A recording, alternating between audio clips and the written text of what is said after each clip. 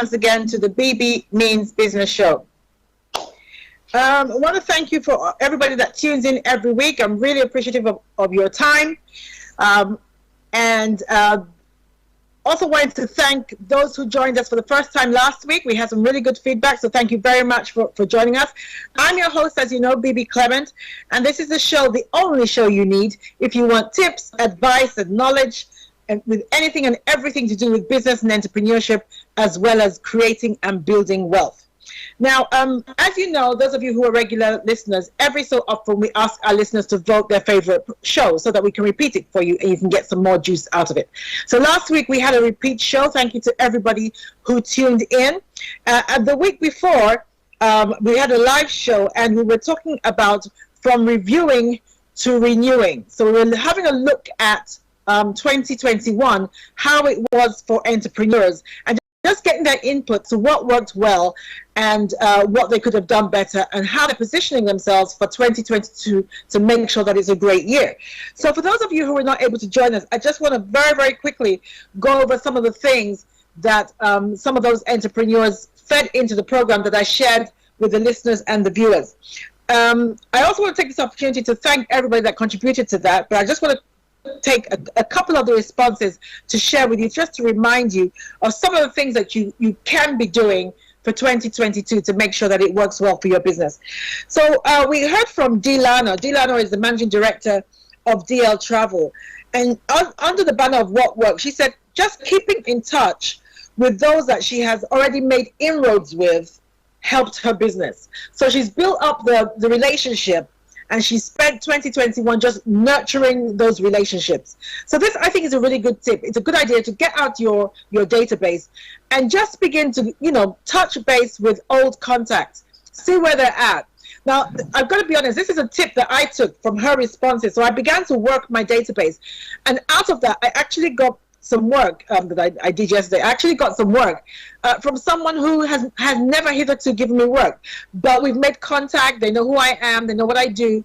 I've known them for a couple of years, but they've never given me work. So I just thought to work my contacts, and all of a sudden they had a problem. And they thought, okay, actually, Bebe, there's something you could help us with. So that's a really good tip, and I thank you, Dee, for that. Also, she said something quite important. She said your clients' needs 6 months ago may be different from what they need now. So yes, they might not have needed your services 6 months ago, but something else might be happening now, and they might need you. So by all means, do that. Dust it off. Don't think, oh well, I've never heard from this person. Clearly, they don't need me. You never know what they do and do not need until you work those contacts.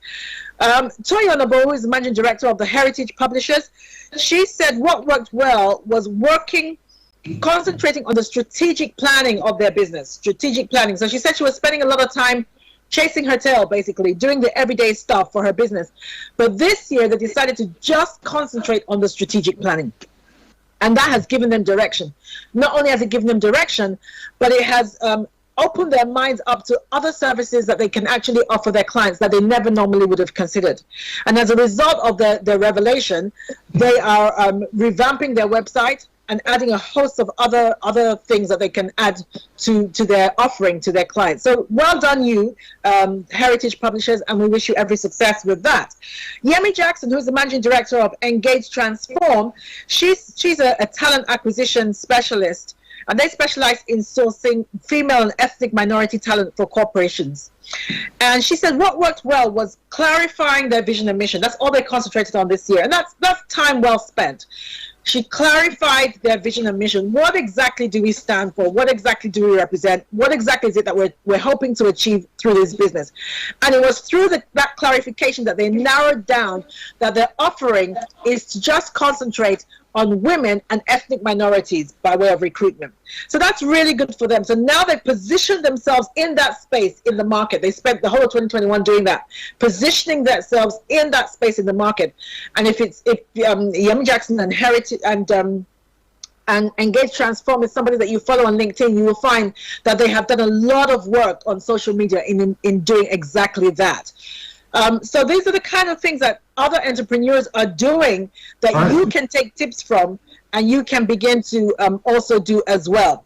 Okay, so today I thought we'd do something slightly different. I thought we'd do something slightly different. Remy, we can hear you. Oh, sorry. So I thought we'd do something slightly different. So we have, for those of you who are following me online, you will know that this Saturday we have a webinar coming up on wealth creation, how to build your own wealth without leaving your day job. So I thought it would be nice to have a taster of that webinar to get the speakers on the show so they can give you a little bit of information about what to expect on Saturday, but also to give you an opportunity to speak to some people who are ordinary men and women just like you and I, who are doing what needs to be done to bring about financial freedom for themselves, for their family, for their community.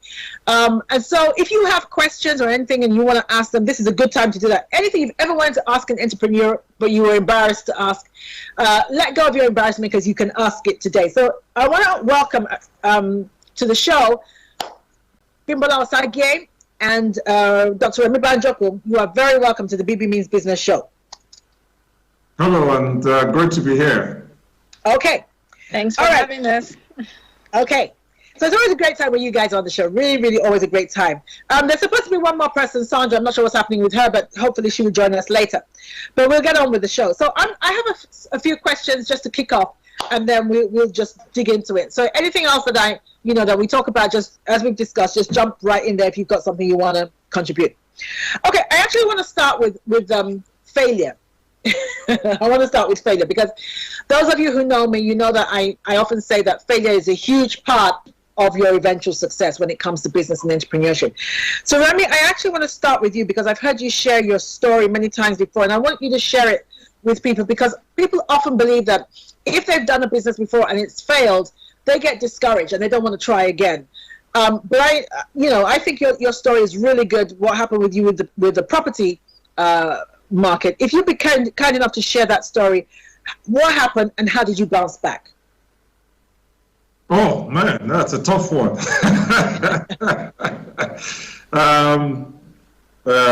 This is just a joke anyway. I was going to say it's nice to be thought of when you think about failure.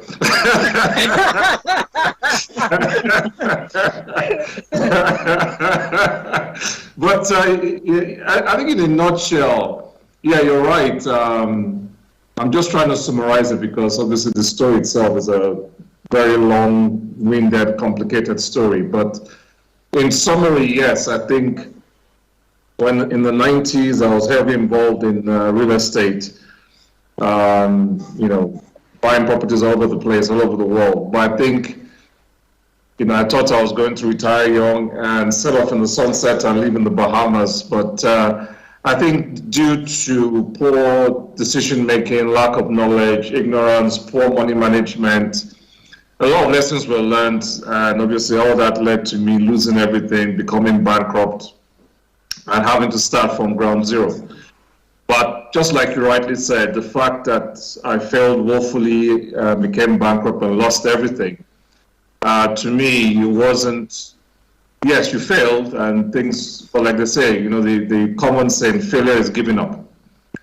So failure is when you decide you're going to give up. So everyone's going to have a rough time. You're going to make mistakes, do things wrong, but failure is giving up. So I think even though I became bankrupt and lost everything, the thought of giving up was out of the question. So I think that's the main thing, mindset to have. And of course, is to learn from your mistakes. So, there's nothing wrong making mistakes, but not learning from it is just where the mistake is. So I think I learned from my mistakes. Most importantly, also, this is where, mentorship comes in, learning from people who've been there, done it, got the t-shirt. So I had to engage some mentors in the States who had to show me where I made my mistakes and, trying to build it all back again. So I think that's it in a nutshell, really, so I don't go through a long story. Okay. Well, thank you very much for sharing that. But the point I want my listeners to get is that, just like Remy said, the fact that you fail in a business or at a business doesn't have to be the end of your story. The only failure comes when you give up. So you need to get up, just like I was listening to Denzel Washington the other day, and he was saying, fall down 7 times, get up 8. So that you need to get up, shake yourself off, find out what you did wrong, and ensure that you put things in place that you don't find yourself back there. And I've shared our failure story before, but I'll do it again.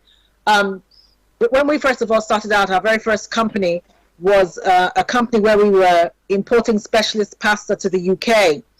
And at the time, we just got married, so we didn't own anything. We didn't have any money, and we were making a bit of traction. And then all of a sudden, we got this really massive order from an airline, and we were ecstatic, as you can imagine. We were ecstatic. The only problem was they wanted a 90-day turnaround. So what that meant, in effect, was that we would supply the products up front, and they would have 90 days in which to pay us, which is common practice in business, really. But the only problem was that we didn't have the money. We didn't have the amount of money, to supply them the sheer volume of what they were ordering. But we thought that's not a problem. We'll go down to our friendly bank. We took the letter of engagement, and we'll go down to our friendly bank that's always advertising on the TV how much they want to support small businesses and watch them grow. And we bought into that rhetoric, and so we went down to our bank manager, and we confidently sat in front of our bank manager and told him we wanted to borrow a certain amount of money. And he watched us kind of stony-faced, and then when we finished our pitch, he said, "Okay, so what are you offering by way of collateral?" And we kind of said, "Excuse me?" And he said, "Do you own your own home?" And we said no, because we were living in the council flat. So we said, "No, we don't." He said, "Okay, so what do you own?" And we didn't own anything. And he said, "Well, I'm sorry, Mr. and Mrs. Clement, we won't be helping you." And we were shocked. So we said, "But look at the letter. It's legit. And if you like, we can give you access to our client. You can speak to them, and to calm your fears, you will get your money." And we said, "Doesn't matter. Doesn't matter. We're engaged to you, not with them." So, I mean, that was an eye opener, and that taught me a lot of lessons. And we were so discouraged that we wound down the business. But to the glory of God, we have gone on since then to start up other businesses. So again, the message is failure is not final, and it is not fatal. So don't give up. Get up again and try again. So if you failed in 2021, 2022 is waiting for you. So as long as your heart is still beating, get up and go again. Do it again. Remy said something about mentors. I'm going to come back to mentors because I think that's quite important. So we'll come back to that in a little while. Bimba, do you have any failure stories you want to share? I'm not a failure. But actually, that statement is quite important, because one of the things that makes people kind of give up is because they don't differentiate having failed at something from being a failure. They think it's the same thing. The fact that you failed at a business does not mean you as a person are a failure. So go on, please. No, thank you. No, because Remy's joke was so funny. Like, oh, you thought of me when you were talking about it. I had to say that as well. Yeah, no, so I mean, I think if you are successful if you come to a place of success in any venture, definitely you're bound to have failure stories. Like, it's part and parcel of the game. You have to fail in order to succeed. And I think it's important that we kind of understand that it's part and parcel of success, because unless you would try things in so many ways, and then you find out actually maybe that's not the way. But in knowing that it's not the way is deemed failure, although it's not really a failure. Yeah. So I'm a property investor, developer, and yes, of course, I've had failures in some of the projects or developments that I've done. And I remember one of the biggest, or what I would have called the biggest challenge, and it seemed like failure at the time, but of course now that I've gone through and I look back, I always say I would do that particular project again. So it was one where actually I have two in mind, but let me share the main one, the first one, I would say. So it was a big opportunity. So just kind of similar to the story that you just shared, Bebe, where you presented with a big opportunity, you're excited about getting your claws, your toes, and everything into it. You're happy as you normally would. So it was a very big project, one that I'd never done before. And the first thing, and we saw the opportunity, we went for it, and then as soon as we got stuck into it, we realized that very quickly we ran out of money. So it was something that we'd never done before. And I was actually the one that, I went in. In fact, I went in with my handyman.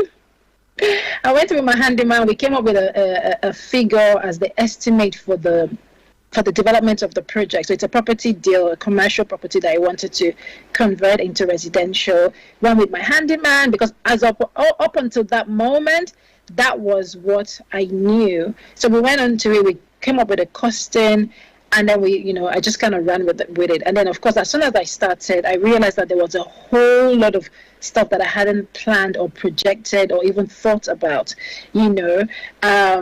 things to do with planning, engagement with building regs, different things that I just didn't know. And there was no way I would have known because it was a new project.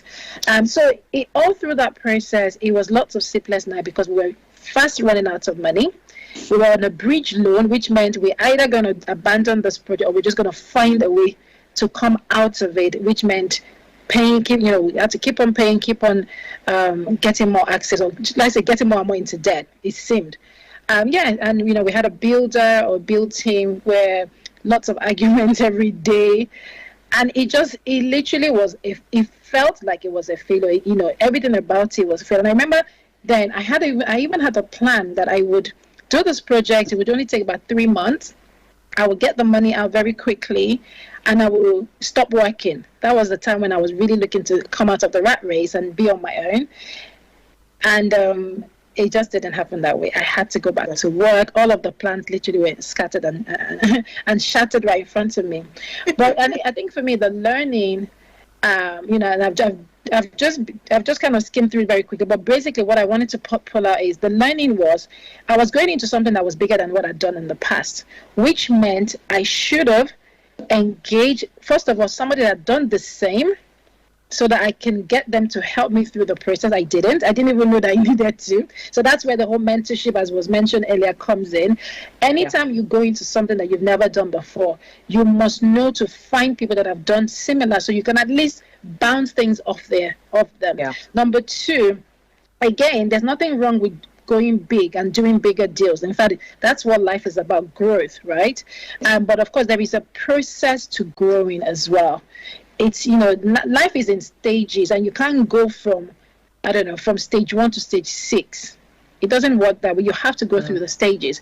So in order for me to come into this big opportunity that I had, I needed to go through all the stages, which again, having a mentor, understanding that things that are in stages would have helped. But, I was, young, excited, wanted to do, a big deal. I just jumped into it.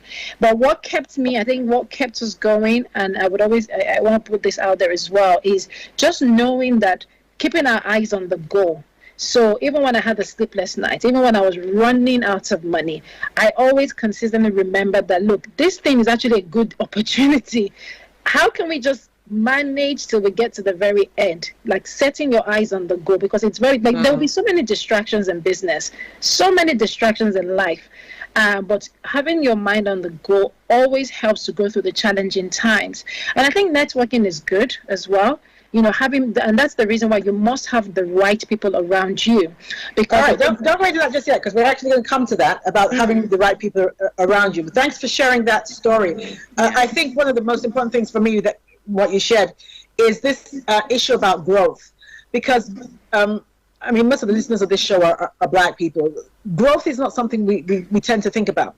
If you look at the average Black-owned business, particularly in the UK, they tend to be not even small businesses, micro businesses. Solopreneurs are micro businesses.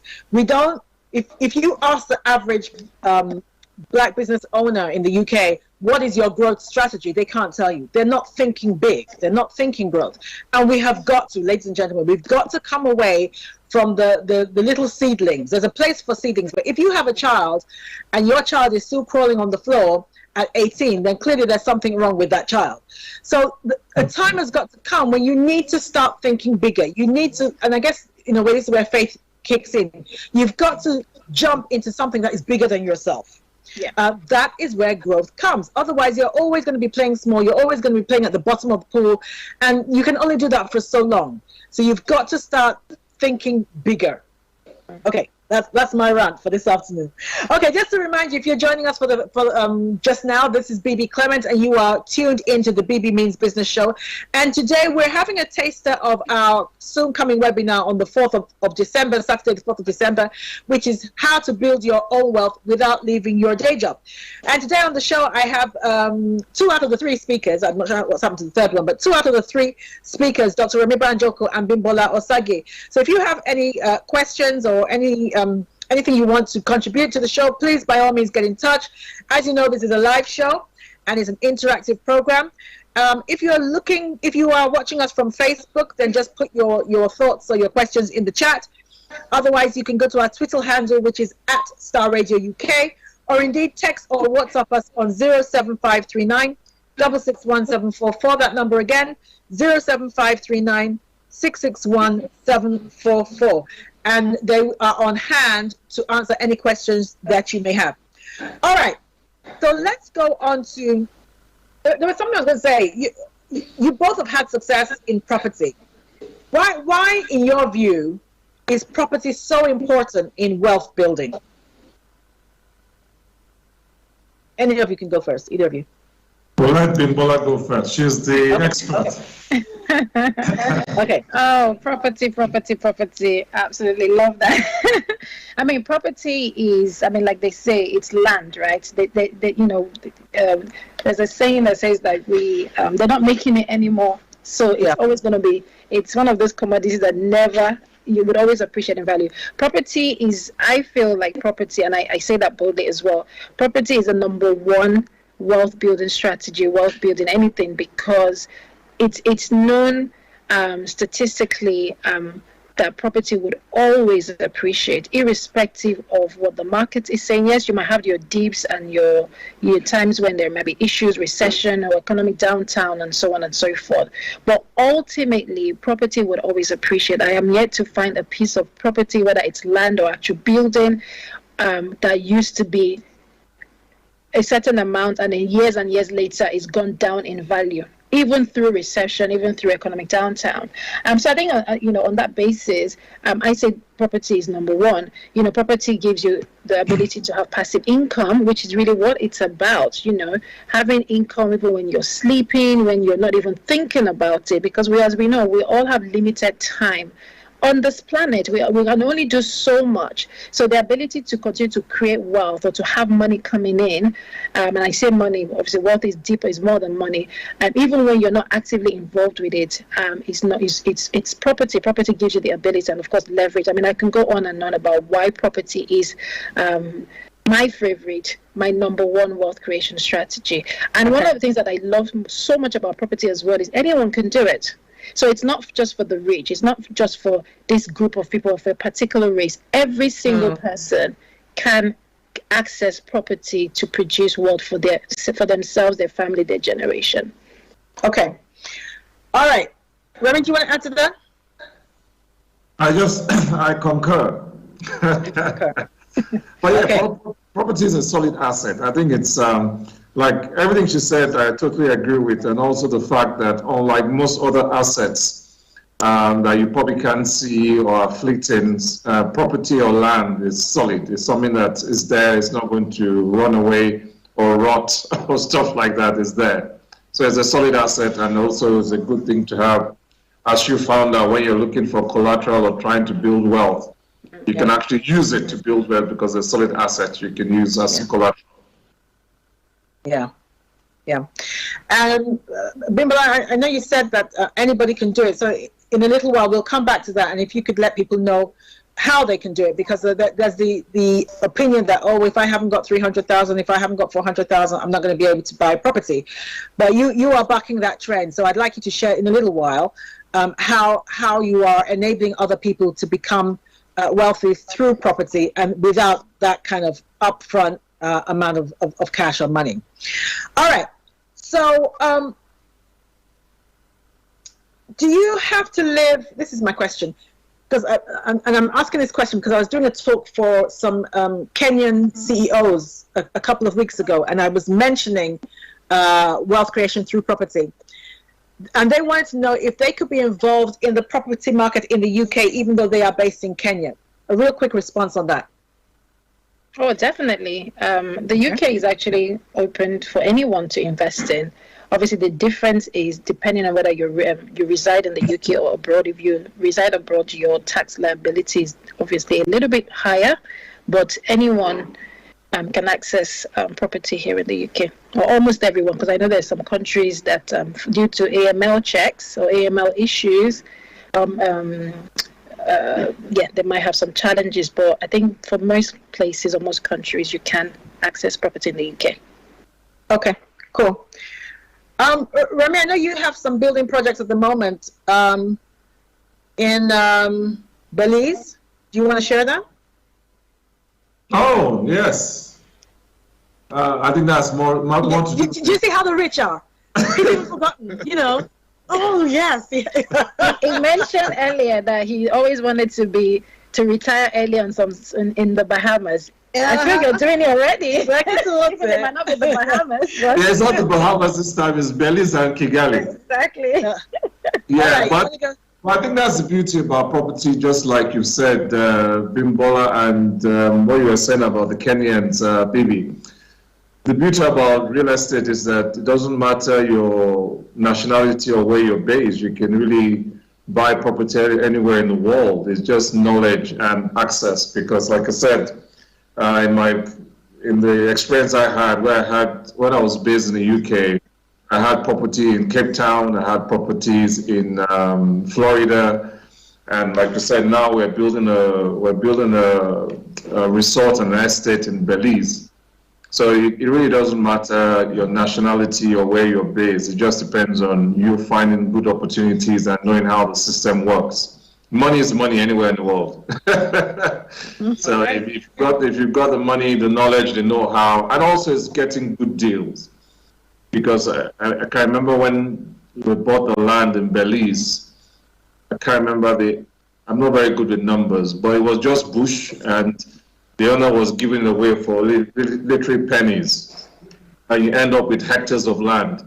And it's like, this, and of course you look at the terrain, the facts, the location. Anyway, we won't go into real estate, but real estate is all about finding good deals, location. What is coming up, what are the things that are going to come up in those areas, and you take an advantage of what's coming up. Yeah. So yes, Belize is a good thing. So if you want to retire in Belize, let me know. I'll fix you up with the whole thing. All right, guys, I think that would be a good place to take a break. But don't go away, because when we come back, we're going to be sharing some more advice and tips as to how you can build your own wealth, even without leaving your day job. Don't go away.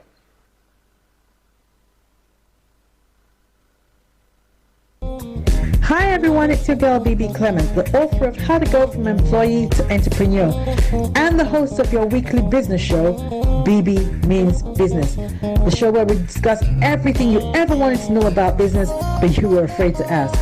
How do I start my business? How do I raise the finance? How do I grow my business? Where am I going to find my customers? Join me every Tuesday at 1:30 p.m. on Starr Radio UK to get all the information and tips that you need to become a successful entrepreneur and become financially free. Remember, don't let life dictate to you. Rather, put your signature on life. Get ready for this. Okay, welcome back, ladies and gentlemen. For those of you who are just joining us, it's your host, Bebe Clement, and you are tuned into the Bebe Means Business Show. And today we're looking at wealth creation. We're having a taster session for our soon coming webinar on Saturday, the 4th of December. So today we're just having a taster session on how to build your own wealth, even without leaving your day job. Okay, so on the show we have at the moment Bimbola Osage and Dr. Remy Banjoko, and they are sharing some invaluable tips as to how to build your own wealth. Okay, so Bimbola, this one's for you. You left a six-figure job, okay? Now, some people would have been more than satisfied with that. I mean, for a lot of people, 6 figures, I'm done, that's cool, I can stay here.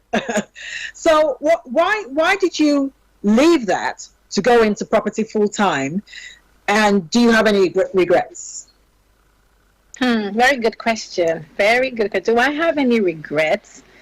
2-3 years after when I left 2018. So 3 years later, I would say no. Maybe as soon as I left, you would ask me this question, I probably say, "Oh, I miss the money," which is what most people, which is a big factor for a lot of people. When you have your consistent income, you know you'll get paid at the end of each month. Sometimes it's hard to leave that and want to go into something that you're not even sure you would succeed at.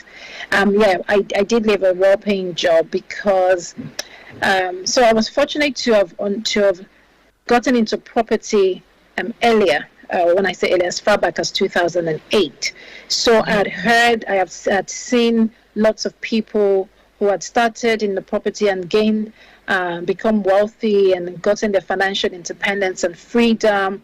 I've always wanted to be that person. I love money, and I'm not shy to say that. I say that all the time. I love money. I want to be very wealthy. I don't like to scheme for things. I just want to afford what I can afford and be a blessing to other people. So I knew that the day job, even though it was paying a lot, wasn't going to be sufficient to do the things that I wanted to do, the dream that I wanted. And I already knew a little bit about property. And I'd actually already started to have some sort of passive income myself anyway. So it made sense to me at the time to concentrate on that so that I can do way better than I was doing. Secondly, I also had a passion at the time to get a lot of people like myself into the property space. One of the things that I realized was when I started, I would see a lot of people, a lot of other races, and I didn't see a lot of myself, people that looked like me. And to be fair and to be truthful, the time that I decided that I was going to really get into property was because I was at a gathering and I saw this mixed race. I don't know if that's even politically correct anymore. Sorry. I saw a black person, on the stage. And then I thought, oh, if she can do it, then I can do it. Because prior to that, all I thought was, is it real? Is it a scam? Is that something that, So I've always wanted to be a representative of somebody within my culture in that space. And then, of course, I wanted a big family. There's only so many times you can say to your boss, I need time off today to be at my kids' activity. I need time off today to be at my daughter's school play. And then I think my children's school, they just always had something they were doing. So I knew that I needed to buy back my time and still be able to make money. So for me, property was the way for me to build wealth and to be able to live comfortably, to have the time that I wanted, to create the world that I wanted, and then to be able to help the people just like myself to do similar. And people don't necessarily even have to leave their day jobs to do that, but you still need to get into property to do that. So I was just one person that was more passionate about being in that space than being at work. And one thing I also noticed, just with anything else, is if you want to succeed in any sector or industry you're in, you're going to have to give it time, and you're going to have to give it dedication and attention. So I realized that as I was working, and of course my job owned my time, I couldn't do so much within that space of time. So by the end of the day, I'm either tired, I'm tired, I'm sleepy, I couldn't give the attention that I wanted to the property business. So it made sense for me to leave the job and do that. But of course, before I left, I always like to say this as well, before I left, I already had passive income. So I don't advocate for people to just get up and leave without having a plan or something in place. So that's part of what I do now, help people to have something going so that they can actually fulfill their own dreams. Okay. I think that's important because sometimes people get caught up in the hype of the whole entrepreneurship, and then they listen to something like this, and then they storm into their office tomorrow with a resignation letter and slam it on their boss's desk. I would strongly advocate against that. It's wise to have a transition period and a transition plan that you can carry out. I often share this story that when my husband was going to start his law firm, he sat me down and told me, and then we checked, we did our research, and we found that the average business doesn't start even making money at least for 2 years. So it then fell on me to reorganize the family finances. What are we going to live on for 2 years if this thing doesn't work? So I was reorganizing my salary. I was working at the time, my salary and all the other things, and everything that wasn't a necessity had to go. I'm sure my kids wore the same clothes for 2 years because we weren't buying nothing for 2 years. And there were no holidays, no eating out, nothing. We really had to gird our loins to make sure it got off the ground. But again, that's really important, that you have a transition plan and you don't just jump blindly or stupidly into something that you will come to regret. Now, I have a saying, and this is my saying: security is the price that an employee pays for his financial freedom. Security is the price that an employee pays for his financial freedom. Can either of you speak to that? It's a high price to pay. It's a high price to pay. I think this is where financial literacy is very important, and knowledge about life and reality, because that financial security is a perceived security and is an illusion. Yeah. So that's the thing. You have this illusion because you're getting a regular salary, you're secure, you're safe, not knowing that you're being dumped into a black hole that is taking you nowhere financially, and there's no security in it. I think you're actually getting yourself into trouble. I mean, just the mere knowledge of inflation and the rising cost of living alone should tell you that, paid employment is good in terms of helping you pay your bills and keeping you safe and comfortable. But if that's where you stay and you get stuck on that, you get yourself into trouble. So, for example, in the UK now, we all know that it's the same around the world. The rate of inflation is just skyrocketing everywhere in the world. In the UK, the inflation is 4.2%. And I think most people, their salaries are not increased by 4.2% a year. In America, for example, the inflation is 6.2%. Wow. In Nigeria, it's 15%. So it's just crazy everywhere. So most people, they have this perceived notion that because you're in paid employment, you're secure, but in reality, you're not. If you understand inflation, you understand financial literacy, you then realize that you're actually in trouble. Remy, for the sake of my listeners, could you very quickly explain the significance of that? Because you know how it is. A lot of people, they hear this all the time on the news. Inflation is this, inflation that, but they don't really understand how it relates to their everyday life and how it's affecting or hampering their ability to become financially free. What is the significance of the, for instance, the CPI? What is the significance of the consumer price index to somebody who's trying to build wealth? Yes, well, not even build wealth, just for you to understand life and understand why your money runs out before the end of every month. Because, the definition of consumer price index, or the definition of inflation, is the same thing. Inflation and consumer price index is the same thing. The definition is the rate of increase, and that's the key word, is the measure of the rate of increase of basic goods and services over a period of time. So I repeat, inflation rate or consumer price index is a measure of the rate of increase of basic, keyword again, basic goods and services over a period of time. Now, this period of time, they usually measure it as over 12 months. So they try and find out how much basic goods and services has gone up in value over a 12-month period. Now, this is the crucial part of the definition. What are they using to measure this rate of increase? This basic thing. So I always tell people to imagine themselves. So, for example, now you live in a home. You're either renting the home or paying a mortgage. So they're looking at what's the average. Again, keyword is average cost of rent or mortgage in an average area, in an average home. So they're going to look for where most, secretaries or middle management people live. They're not going to look at expensive places. You get up in your home, you get up from a bed. So they're looking at what's the basic cost of furniture and fixtures, maybe from IKEA, not fancy things. You go and have a shower, so they look at the basic cost of toothpaste, toothbrush, soap. You get dressed, look at the cost of clothes from Marks and Spencer's, not from Jenny Versace or Gucci. It's from Marks and Spencer's or Primark. You go and have breakfast, they go look at the cost of bread, eggs, milk, cereal. You put the light on, the cost of electricity, heating, you go out to work or to school or to your place of business, they look at cost of transport, petrol, and you get the idea. So that's what they're looking at. You can see they're looking at things that everybody uses on a regular basis. So they're trying to see how much of the value of these things have gone up in value over a year period.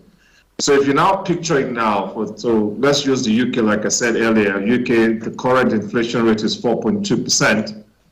That means in the UK, these basic goods and services, and again, that's just basic, they've gone up in value by 4.2% over the last year. So that means for you to have a basic lifestyle, and that means most people don't live a basic lifestyle.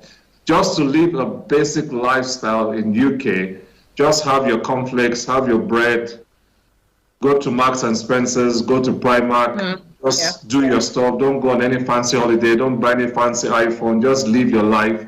Just for you to be able to do that, your salary also needs to go up by 4.2%. Just for you to just keep your head above water. Wow. Now, if your salary doesn't go up by 4.2% every year as the inflation is going up, then that means you're going to be lacking. You're going to be going backwards. That's why most people, again, they find their salary doesn't last at the end of the month because your salary is not keeping pace with the cost of living. Yes. And it's the same in every country. So like saying America is 6.2%. So if in America, your salary doesn't go up by 6.2% every year, you're going backwards. And then in Nigeria, it's 15.99%. If your salary doesn't go up by 15.99% every year, you're going backwards. So this perception of, yes, I'm getting a salary and they're giving you 1% pay rise, you're not going anywhere once you understand that concept of consumer price index and inflation. So this is why multiple streams of income is very important, creating income, real estate, stocks and shares, whatever, creating businesses, because salary and employment is good. I'm not saying, again, like Bebe said, please don't go and quit your jobs, but that shouldn't be the end point. Yeah. Okay. I really hope, it is my prayer that those listening really understand what you've just shared, because like you said, people don't understand why did I get my salary on the 1st and by the 5th, my bank account is empty. I didn't do anything extravagant. I didn't go anywhere. I didn't, that kind of thing. They don't understand how it works. So it's really important, ladies and gentlemen, that you educate yourself. How does money work? And that will explain to you why perhaps you are in a situation that you are in. But if you don't educate yourself, history is going to continue to repeat itself. So the part of the aim of this show is to make sure that that doesn't happen and that you become a financial success. Okay, now Remy, this is to you. You're a farmer in Rwanda. What role do you see farming playing in wealth creation in Africa, particularly where young people are concerned? Because we have quite a strong youth following to this show in Africa, and I want them to hear from you. Why would someone like you go into farming, and what do you think is farming's role in wealth creation in the future? Well, like our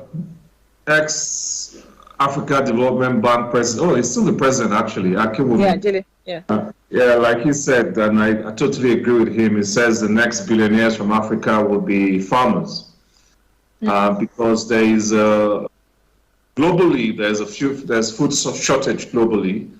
Also globally, you find that people, especially with global warming and organic farming, there are issues with land, space, how you farm, chemicals you use and all that. And the big advantage we have in Africa specifically is that we've got the land, we've got the weather, the land, the soil, it's all there.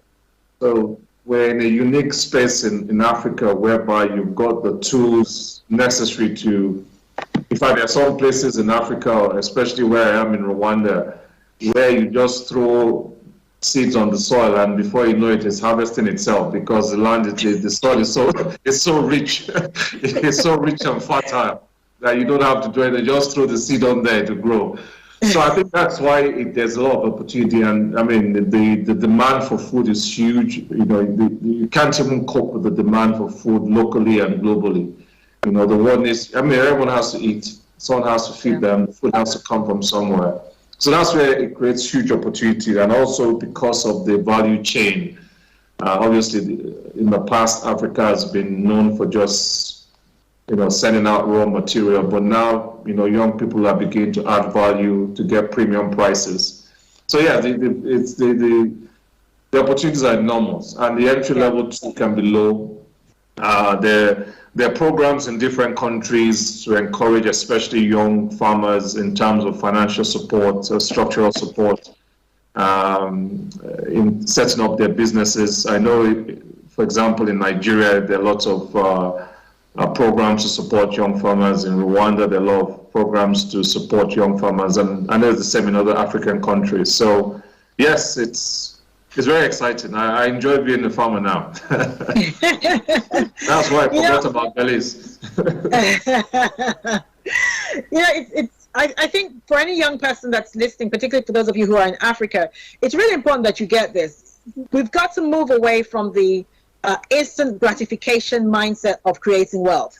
Too many young people that I speak to, particularly in Nigeria, they're focused on areas like oil and gas.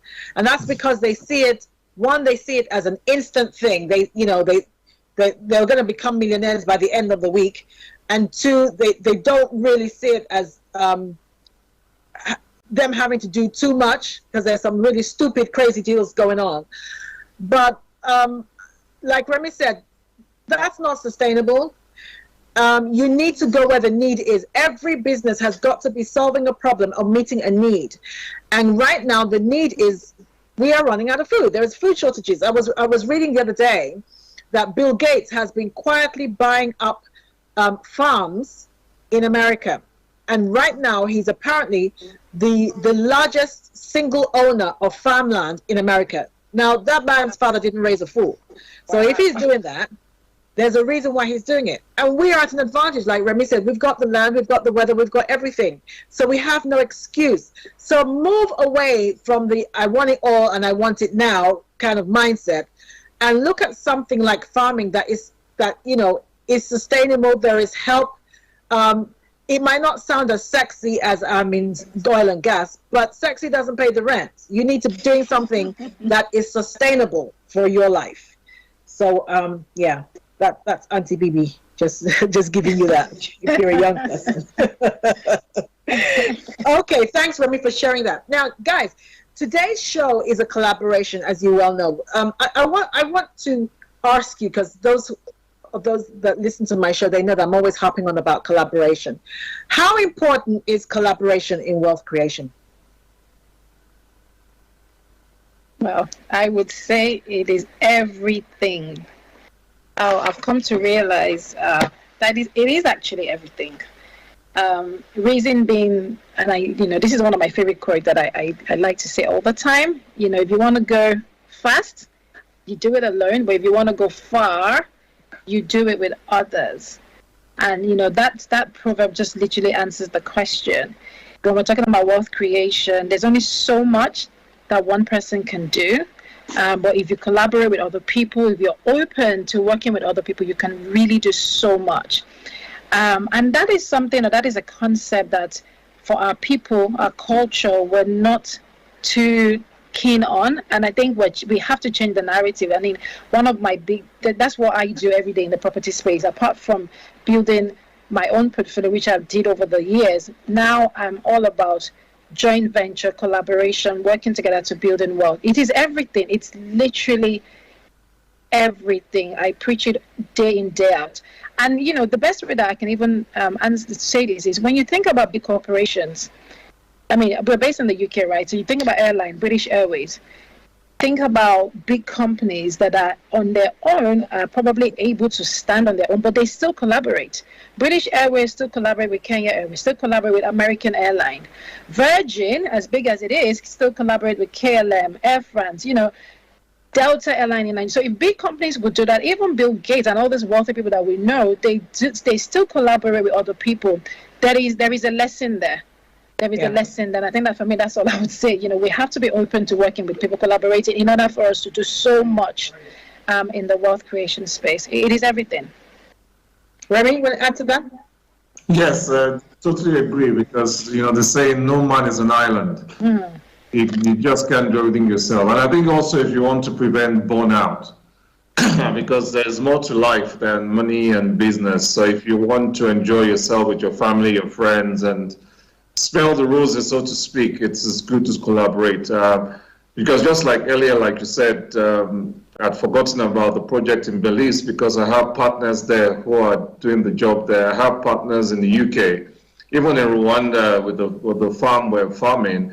I have partners who are based in Kenya, who are based in Rwanda. In fact, I think I only go to the farm like once every 2 weeks because of collaboration with people. So it gives me time to do other things and actually live a life. But yeah, if I want to do everything myself, number one, I'll be burnt out. I'll be all over the place and not even do it properly anyway. So yes, collaboration is huge and critical. I think as a people, we need to come away from the concept of owning something 100% that is worth nothing. Move away from that. Even if it means you own only 5% of something, that is worth a lot. Yeah. So it's not about whose name is on the door. It's not about, whose title is on the letterhead. That's not what it's about. It's about, what have I got that I can join with what you've got that can make us both get to wherever we want to go quicker. That's what it's about. So sometimes we get caught up on ridiculous sentiments and emotions that are not serving us well and are holding us back. You don't even have to be of the same background of the person you're collaborating with. You don't have to be of the same religion. I mean, these are all kind of ridiculous hang-ups that are just holding us back. Oh, if he's not a Christian, I'm not going to work with him. I mean, that's rubbish. You don't have to be of the same religion. You don't have to be of the same color. You don't have to be of the same background. Where is it he's trying to get to? Is it going to the same place I'm trying to get to? Then let's join together and go. That's the way you need to look at it. Broaden your mental horizons as to who you work with to get to where you want to go. Okay, now one of the reasons why I'm always hanging around you guys, and I'm sure you're sick of me doing it, I'm always just either just calling you and saying, hi, just touching base, how are you, that kind of thing. And the reason why I do that, not just with you guys, but other people like you, is because I consciously, on purposely surround myself with people who are purpose-driven, who are going somewhere and are giving life their all. How important is it to have the right association around you, Remy? I think it's very important because, they say iron sharpens iron. And I think, as we all know, growing up, we've all suffered from that. You have good ideas, you have brilliant ideas, and it's soon crushed by the people who you're surrounded with. Yeah. They soon bring their negativity, and before you know it, they kill all your dreams. So if you're not careful with the people you associate who are going to help you build up your dreams, build up your goals. And again, we were talking about mentorship earlier. But sometimes you don't, apart from having mentors, it's also good to have a mastermind team around you. People, when you have an idea, you can bounce